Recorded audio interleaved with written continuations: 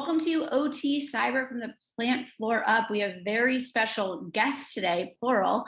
We have Kevin Black and Rob Simmons from Sandalwood, and we of course have our hosts, the best of the best, Jeff Smith, the CTO here at DYNICS. Welcome, everyone. Morning, Jen. Thanks for having us. Of course, of course. So, Jeff, do you want to kindly introduce our amazing guests and get their backgrounds? Sure, sounds great. The gentleman we have online today is Rob Simmons with Sandalwood and Kevin with Sandalwood. I'll let them introduce themselves, but Sandalwood is a platinum partner with DYNICS, and they are very invested in our cybersecurity solution and promoting that solution to their customers.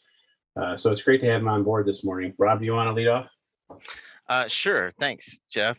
My name's Rob Simmons. I'm the business development director at Sandalwood, and we're based out of Detroit. We also have offices in Canada and Mexico.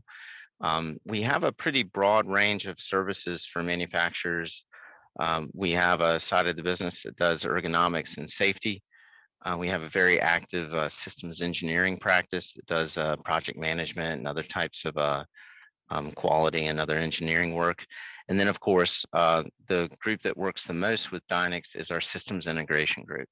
So we've known DYNICS for years. We came to know them at customers and really embrace the quality and the reliability as partners.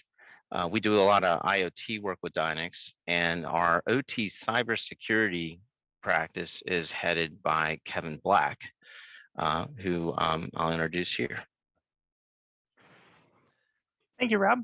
My name is Kevin Black. I am the Sandalwood OT cybersecurity subject matter expert. I've been working in the field of OT cyber for about 5 years now, and my background before that is largely in manufacturing controls engineering and a little bit of IT system integration. Awesome. Well, thank you for all being here. Something that we would love to kind of get into before moving into the state of the industry is what does the partnership with Sandalwood and DYNICS look like? Why it matters, and really what are we solving? I think from my side, when you're dedicated to customer success, and one of the things that stands out is we're not selling box solutions. We do services, so you want to get in and know the customer and what their particular situation is and their criteria. And essentially every manufacturer is different. And it's also one of the reasons we got to know DYNICS. I think that's where they excel, is not just pushing boxes out the door. They really craft what's needed for particular customers. In terms of OT cyber, I defer to my partners here. Thanks, Rob. Part of what we're trying to solve is just the very nature of there not being a lot of great solutions out there for OT cyber, where a lot of manufacturers and other OT companies have the enterprise side all figured out for cybersecurity. But a lot of the OT side, the side that actually produces parts and creates the product that they sell, don't really have a solution. So DYNICS offers a lot of really great solutions around that with the ICS Defender, among other solutions. And Sandalwood has tons of experience working within that manufacturing environment to be able to help install and integrate solutions. So that combination makes for a really robust means to try to solve the problem of OT cyber. Awesome. Jeff, did you want to chime in as well, kind of with your thoughts? One of the nice things about the solutions that we offer, and these guys have touched on a couple of great points, is they work really well as independent solutions to solve individual or unique issues, but they also work very well together to solve an overriding and help set up a really solid cybersecurity posture for the end customer. And with a partner like Sandalwood, I mean, they've got in their lab, various solutions that we offer. So they're able to show them to customers, work through them with customers, and help fashion, with Kevin's experience, for example, help them fashion a solution that really meets their needs for the long term. I mean, if you look at security as a journey, nobody's going to walk in and say, here's the answer to all your problems. But if you can couple our product families and experience with Sandalwood's experience in the cybersecurity and manufacturing space, you can really position a customer well so that they address a lot of their concerns today, but moving forward, they've established a solid platform by which to grow their cybersecurity posture and continually improve it. And just to kind of have a quick question here as well, just to expand on, I think, just kind of looking at the state of the industry, I would love to speak about the importance of partnerships, particularly for, the OT space and cyberspace for that matter, of kind of how, taking all the great minds thinking alike and the best technologies to really provide the best solution. So I don't know if, since this is, I'm not saying it's unique, but I think it is kind of how the industry is fairly small and how we kind of take several different companies to provide these types of solutions. Yeah, and I think I'll touch on that first, and then the other guys can chime in. I think one of the fundamental differences in the OT space, in the IT space, we say that the networks are variable, the systems are variable, and there's a lot of different pieces and parts come into play. In the OT space, it's the same, but in a different way. In the IT space, as data moves through your network, the goal is to block everything or prevent anything that to be bad from getting through. In the OT space, inversely, it's you want to allow everything is good, and if you don't know that it's good, it doesn't get through. So it's a little different in that regard. And I think the same thing's true when you look at cybersecurity from an OT perspective. There are a lot of folks who understand IT and cybersecurity in the typical enterprise space, because by and large, and I know there's some IT guys out there that are going to yell at me, by and large, the challenges are the same. The equipment is the same. It's switches, routers, firewalls, PCs, servers. All of that is generally pretty consistent. It might be different manufacturers, but by and large, it's consistent in terms of what they're trying to do. In the OT space, you have such a variety of equipment and pieces and parts, and the age of some of these pieces and parts can be 25 years old. Well, that's pretty unheard of in the IT space. They don't have to deal with the 25-year-old piece of equipment. They don't have to worry about production downtime at $18,000 a minute in the IT space. In the OT space, they do. They don't need to worry about interacting with operators or having people actually using the equipment hands-on. So having a knowledge of the OT space like Sandalwood does, and understanding more of the challenges that exist in the OT space, and I guess variability in the OT space around the controls network or control systems is a huge benefit, and not something you get in the enterprise space to nearly the extent you do in the OT space. And it's not nearly as critical. So that kind of touches on your, what's different about OT is that's really it. It's from a people and a partner's perspective. It's making sure that not only they understand the technology, they understand the application of the technology and the environment in which that technology goes, because in OT, that's critical. So I don't know, Kevin or Rob, if you have any additional thoughts.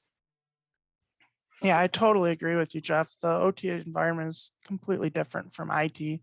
And you touched on it very nicely with production is key. That's a huge difference, where in IT, it's all about the availability of your data, make sure it's ready and available to be used. Whereas that's important on the side of of OT. But we have to make sure that production is most important of all. Make sure that there's not any downtime created. So in IT, we want to make sure everything's confidentially protected and that the data has good integrity, whereas in OT, production is the most important component. Yeah, I always tell people that if I'm sitting at my desk and I try to open a Word document off of a share and it takes an extra 15 or 20 seconds, that's generally, I don't care. I get up, get a cup of coffee, or look at my phone or do something else.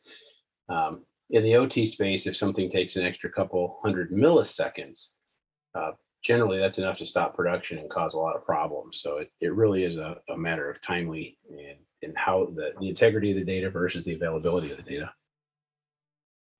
Thank you all for sharing. Now, I would love to get into the state of the industry a bit, and kind of like what you're seeing.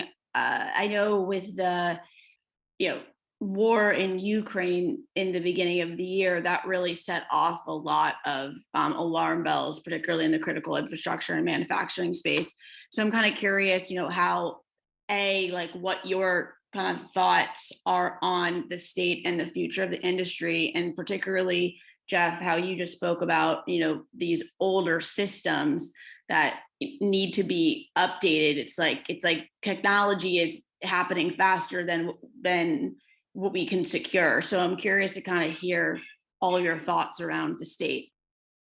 The state of OT cybersecurity. It's I used this example the other day with one of my development teams on the on software-defined networking side of the business, and I said, for the past few years in OT cybersecurity, all we've done is hear the click of the car as it goes up the really, really, really big hill on the roller coaster. So, we're all working feverishly to develop solutions and come up with answers to questions about cybersecurity and OT. But from an actually watching customers see the need or implement it, it's more like you hear click, click, click, click. And it's just this common, constant, monotonous pace.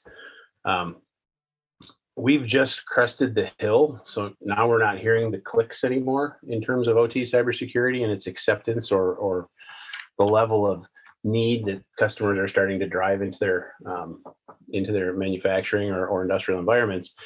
We're at the top right now, and while we're going to drag the tail over the top of the hill on the roller coaster, right now it's go fast time, because we're going to start screaming down that hill really fast, and it's going to be exciting. It's going to be scary, but it's kind of been leading up to that point. I did a talk a few years ago too, and I was talking a little bit about cybersecurity in terms of a black hole. And the topic of the conversation was the OT cybersecurity event horizon. And an event horizon is the last point in which you are able to escape the gravity of a black hole without being inexorably sucked into it. And that's kind of where we're at. We're at that point right now that we're about to cross the event horizon. And I think people understand that and are starting to understand that. And I think they're doing things that we didn't think they'd do a few years ago, like ripping and replacing equipment just to elevate their level of security readiness. So in answer to your big question, that's kind of my big broad scoped answer. I think we've just crested the top of the hill. We're not hearing the clicks. We're about to start screaming. We're either going to be really scared or really excited. And at the same time, I think from a black hole perspective, we're just crossing that event horizon where there's no way back out. It's all or nothing. You got to be in cybersecurity for OT or it's going to cost dearly. Yeah, I completely agree with Jeff on the topic of the event horizon. I think as IT and OT starts to converge together, as companies are becoming more interested in tracking what's happening down on the plant floor, that's going to become even more important, because these old systems, like there's some DOS and Windows NT out there, things from the 1990s. As those start getting connected, they need to be protected somehow, because it's so easy to take advantage of those systems where haven't had an update in years, and they're just so vulnerable. So OT cyber is going to become even more important, especially when there's malactors looking to get into systems. That's just such an easy approach. Yeah, it's an interesting state, and that's why we need all you guys, right, to help prevent attacks. And Rob, I'm curious, from a standpoint of the state of the industry, do you have anything to add from a proactive standpoint? Yeah, so like I'm new to OT cyber. I've been in IoT and MES for years, and I'm kind of the typical person that treated the OT cyber as an afterthought. And of course, when it's last in line, you're adding complications and the cost of mitigation's high. And since, and Kevin and Jeff have been kind of my teachers on, first learning, I guess it's AIC versus CIA, those difference in priorities of what you're mitigating. But also I've become fascinated how much missed opportunity there is about being proactive from with OT cyber security solutions that there's so much enablement you can do with this, and cost reduction while you're mitigating liabilities by being proactive with your and with products like ICS Defender, for example. It empowers a lot of capabilities that aren't there with kind of brute force enterprise security management. So for me, I've gotten personally fascinated with the proactive opportunities companies, manufacturers have by just taking a look at the OT cyber first in the sequence. Yeah, that's a good point, Rob. I feel like you're, from a standpoint of thinking of an afterthought, I don't think you're the only one. So that's the importance of why we need to really educate the larger population, and that's why we also have this podcast. Awesome. Well, I think we've had a great conversation so far. I know we could probably talk for another hour and a half, but we also want to be kind to our listeners. Is there anything that anyone else wanted to add before we wrapped up the podcast today? From my perspective, I just appreciate the gentleman from Sandalwood being on. I appreciate their partnership with DYNICS and their constant interest in promoting our products and being a great service provider for the DYNICS team. And likewise from us, we're very selective with our partnerships. We're a very conservative company, and it's just been an excellent collaboration, and both the quality of what they do, but also just the integrity of the team means a lot to us working with DYNICS.